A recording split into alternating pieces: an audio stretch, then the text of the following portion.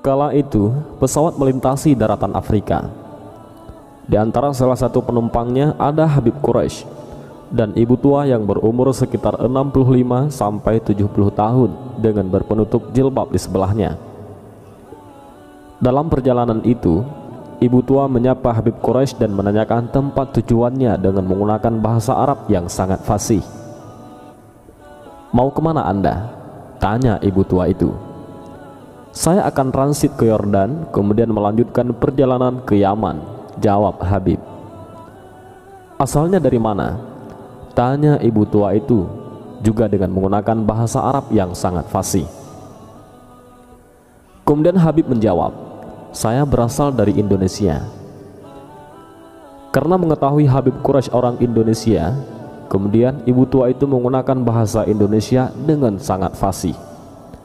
Padahal dari perbincangannya, beliau tahu bahwa ibu tua itu adalah wanita kelahiran Jerman dan warga negara Jerman. "Adik di Indonesia itu dari mana?" Habib Quraisy katakan, "Saya dari Jawa."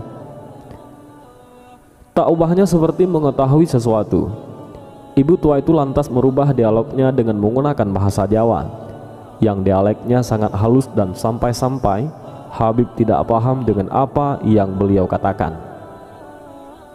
Habib berkata, "Luar biasa, ibu begitu banyak menguasai bahasa sampai bahasa Indonesia dan Jawa, padahal ibu adalah orang Barat." Ibu tua itu hanya tersenyum seraya berkata, "Alhamdulillah, saya menguasai 11 bahasa dan 20 bahasa daerah." Silih waktu dari perbincangan Habib Quraisy bersama ibu tua itu akhirnya mengarah kepada hal-hal yang berkaitan dengan agama. Ibu tua itu mulai mengupas pembahasan tentang Al-Quran dengan indah dan sangat mahir. Habib pun penasaran atas kehebatannya menjelaskan Al-Quran. "Apakah ibu hafal Al-Quran?" Beliau menjawab, "Iya, saya telah menghafal Al-Quran. Dan saya rasa tidak cukup hanya menghafal Al-Quran, sehingga saya berusaha menghafal tafsir Jalalain dan saya pun hafal." Tidak sampai di situ saja, ibu tua itu melanjutkan bicaranya. "Namun Al-Quran harus bergandengan dengan hadis, sehingga saya berupaya untuk menghafal hadis tentang hukum, sehingga saya hafal kitab hadis Bulughul Maram di luar kepala.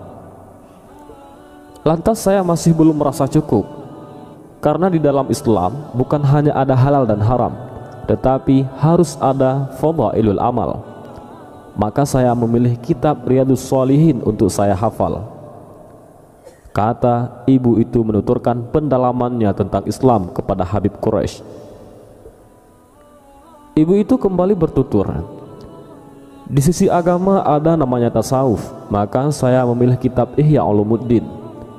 Dan sampai saat ini saya sudah 50 kali mengkhatam membacanya.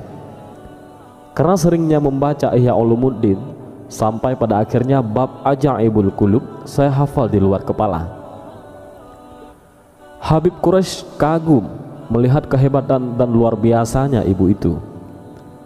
Namun karena tidak percaya begitu saja, akhirnya Habib mencoba untuk memberikan tes dari kebenaran perkataannya itu. Apakah ia benar telah menghafal Al-Quran?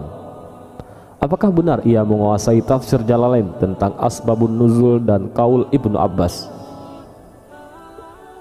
Setelah melalui beberapa pertanyaan, ternyata benar ibu itu hafal Al-Quran dan bahkan mampu menjawab tafsirnya dengan piawai dan mahir.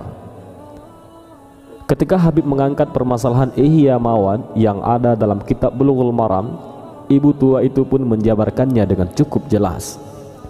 Dan ketika Habib membahas tentang hadis Riyadhus Shalihin, ibu tua itu pun menyebutkan sesuai apa yang disebutkan dalam kitab Dalailul Falihin sebagai syarah kitab hadis tersebut.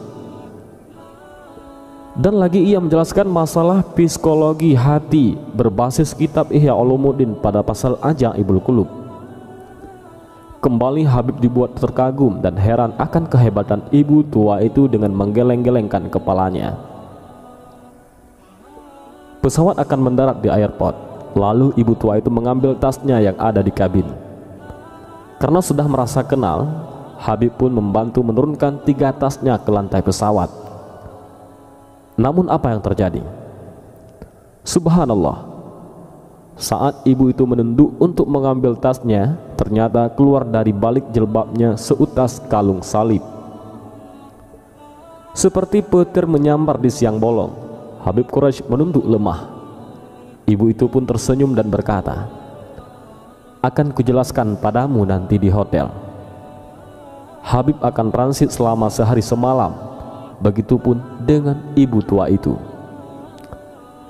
Di ruang tunggu dia tunjukkan nomor kamarnya kepada Habib dan berjanji bertemu di ruang lobi restoran. Keduanya akhirnya bertemu. Kepada Habib Quraisy ia mengatakan, "Saya bukan orang Kristen. Mengapa saya keluar dari Kristen? Karena saya menganggap Kristen itu hanya dongeng belaka. Dan kalung ini bukan berarti saya Kristen, tetapi kalung ini pemberian dari almarhumah ibu saya." Ia mengatakan bahwa ia telah mempelajari Kristen, Hindu, dan juga Islam.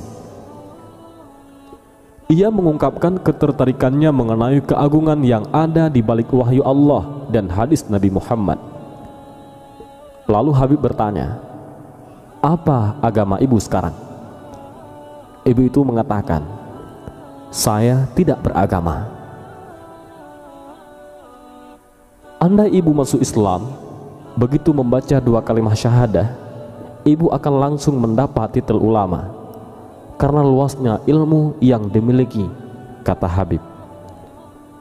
Ia menjawab, "Mungkin karena saya belum mendapat hidayah dari Allah." Seketika itu Habib Quraisy meneteskan air matanya dan bersyukur kepada Allah. Bagaimana orang seperti dia yang sudah hafal 30 juz Al-Quran dan hadis-hadis belum Allah izinkan untuk beriman kepadanya, sementara kita tanpa usaha apapun telah dipilih oleh Allah untuk menjadi seorang muslim. Adakah yang tahu betapa mahalnya hidayah? Setinggi-tinggi ilmu, seluas-luasnya pengetahuan, sedalam-dalamnya pemikiran, dan sekuat-kuatnya hafalan 30 juz Al-Quran dan hadis tidaklah mampu menggapai hidayah. Karena hidayah itu adalah datangnya dari Allah. Sebagaimana hambanya masuk surga karena rahmatnya, tidaklah cukup hanya menghafal Al-Quran dan hadis.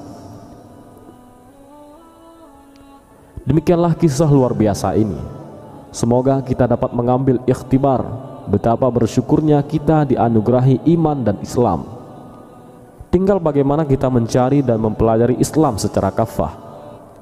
Dan semoga kita termasuk golongan orang-orang yang husnul khatimah.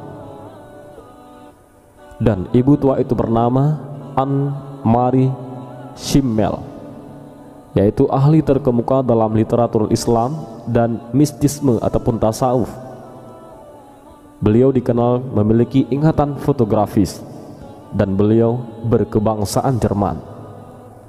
Dan beliau juga seorang profesor yang mengajar di 3 universitas terkenal di 3 negara yang berbeda. Beliau wafat pada tahun 2003 di usia 80 tahun.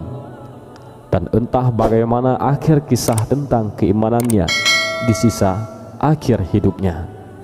Wallahu a'lam bishawab.